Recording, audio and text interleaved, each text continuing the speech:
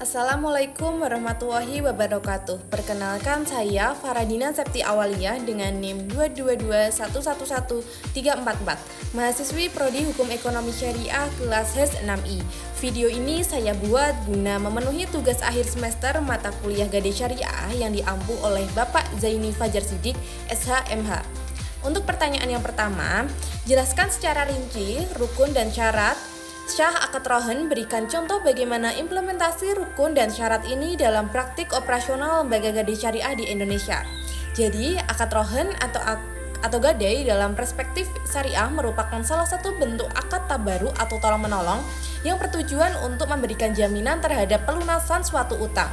Rukun rohan terdiri dari 4 unsur utama, yaitu rahin, orang yang menggadaikan barang, murtahin, penerima gadai, marhun, barang yang digadaikan, dan sigot, ijab kabul. Rohin haruslah seorang yang cakap hukum, yakni balik, berakal, dan mampu bertindak hukum secara mandiri. Begitu pula dengan murtahin, harus memenuhi syarat yang sama agar akad yang terjadi dengan sah. Marhun atau barang jaminan harus berupa barang yang bernilai ekonomis, halal, dan dimiliki penuh oleh rahin, dan bisa dipindah tangankan atau dijual apabila tidak dilunasi.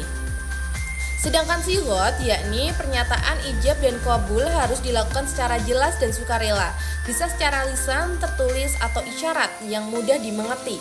Sebagai contoh, seorang nasabah bernama Bapak Ahmad datang ke Pegadaian Syariah untuk meminjam dana sebesar 5 juta rupiah dengan menjaminkan emas seberat 10 gram sebagai marhun. Pegadai Syariah sebagai murtahin akan mentaksir nilai emas tersebut, kemudian membuat akad tertulis yang menyatakan bahwa emas tersebut dijadikan jaminan atas utang. Setelah akad disepakati dan ditandatangani, uang diserahkan kepada Bapak Ahmad dan emas disimpan oleh Pegadaian.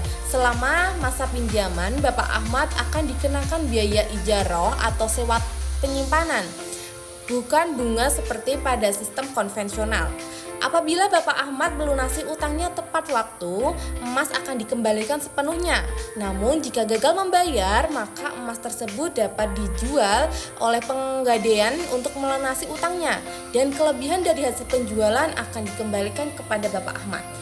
Proses ini menggambarkan bagaimana prinsip-prinsip akad rohan diterapkan dalam lembaga Gade Syariah di Indonesia secara adil, transparan, dan juga sesuai dengan hukum Islam.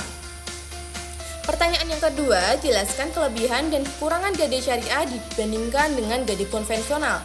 Jadi, Gade Syariah ini merupakan salah satu bentuk pembiayaan yang dijalankan berdasarkan prinsip-prinsip Islam. Keunggulan keutamanya terletak pada ketidakterlibatan unsur riba atau bunga dalam seluruh proses transaksinya, melainkan hanya menggunakan ujroh, yaitu biaya jasa atas penitipan dan pemeliharaan barang yang digadaikan. Selain itu, akad yang digunakan dalam Gade Syariah bersifat tolong-menolong atau tabaru. Bukan semata-mata konvensional, hubungan antara nasabah dan lembaga lebih ditekankan pada keadilan dan etika dalam bertransaksi. Kelebihan lain dari Gade Syariah adalah adanya transparansi dan kejelasan biaya tanpa ada unsur manipulasi atau biaya tersembunyi. Lembaga Gade Syariah juga memberikan perlindungan kepada nasabah seperti pengembalian kelebihan hasil penjualan barang jaminan apabila nasabah gagal melunasi utangnya.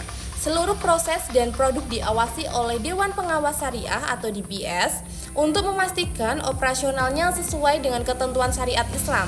Hal ini menjadi nilai tambah yang tidak ditemukan dalam Gade konvensional karena tidak ada jaminan pengembalian kelebihan dari dana hasil penjualan barang dan tidak adanya lembaga pengawasan syariah yang khusus. Namun demikian, Gade Syariah juga memiliki beberapa kelemahan. Salah satunya adalah keterbatasan jenis barang yang dapat digadaikan karena harus memenuhi kriteria syariah, yaitu halal, bernilai ekonomis, dan memiliki penuh oleh nasabah.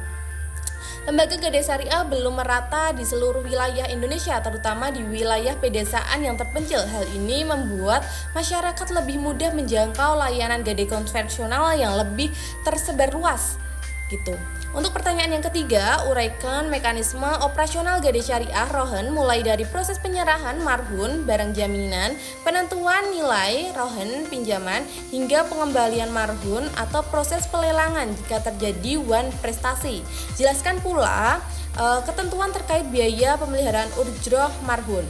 Jadi, mekanisme operasional Gadai Syariah atau Rohin dimulai dari proses penyerahan marhun oleh barang jaminan oleh nasabah rahin kepada lembaga keuangan syariah atau murtahin.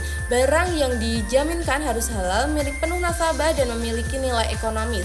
Setelah barang diterima, lembaga akan melakukan penaksiran terhadap nilai barang tersebut untuk menentukan nilai rohin, yaitu jumlah maksimal pinjaman yang bisa diberikan. Umumnya nilai pinjaman itu mencapai 100% dari nilai barang tersebut. Lembaga memiliki margin keamanan.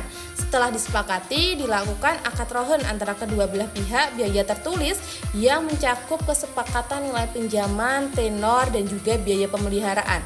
Barang jaminan kemudian disimpan oleh lembaga dan tempat penyimpanan yang aman dan terjaga. Selama masa pinjaman, nasabah tidak dikenakan bunga sebagaimana pada gadai konvensional, tetapi dikenakan ujroh atau biaya atas jasa penitipan dan pemeliharaan barang.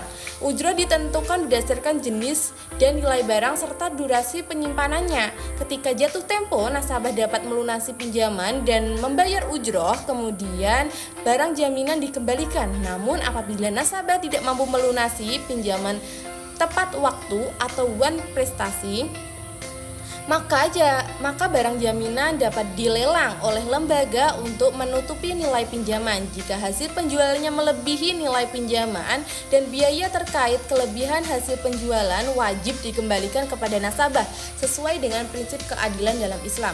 Proses ini menunjukkan bahwa mekanisme gadai syariah ini tidak hanya mengutamakan aspek keuntungan, tetapi juga menjunjung tinggi nilai-nilai etika, tanggung jawab, dan juga perlindungan terhadap hak nasabah.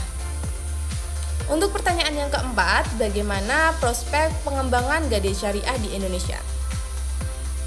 Prospek pengembangan gadai syariah di Indonesia ini sangatlah menjanjikan seiring dengan meningkatnya kesadaran masyarakat terhadap pentingnya bertransaksi keuangan yang sesuai dengan prinsip syariah. Dengan mayoritas penduduk Indonesia yang beragama Islam, potensi pasar untuk produk-produk keuangan syariah termasuk gadai syariah ini sangatlah besar. Selain itu, keberadaan lembaga seperti Pegadaian Syariah yang terus memperluas jaringan layanan menunjukkan adanya dukungan institusional terhadap pertumbuhan sektor ini.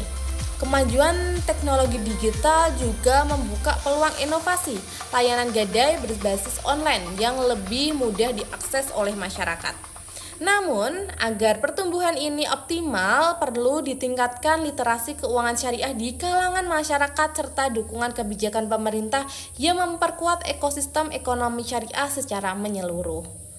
Sekian pertanyaan yang dapat saya jawab, kurang lebihnya mohon maaf. Wassalamualaikum warahmatullahi wabarakatuh.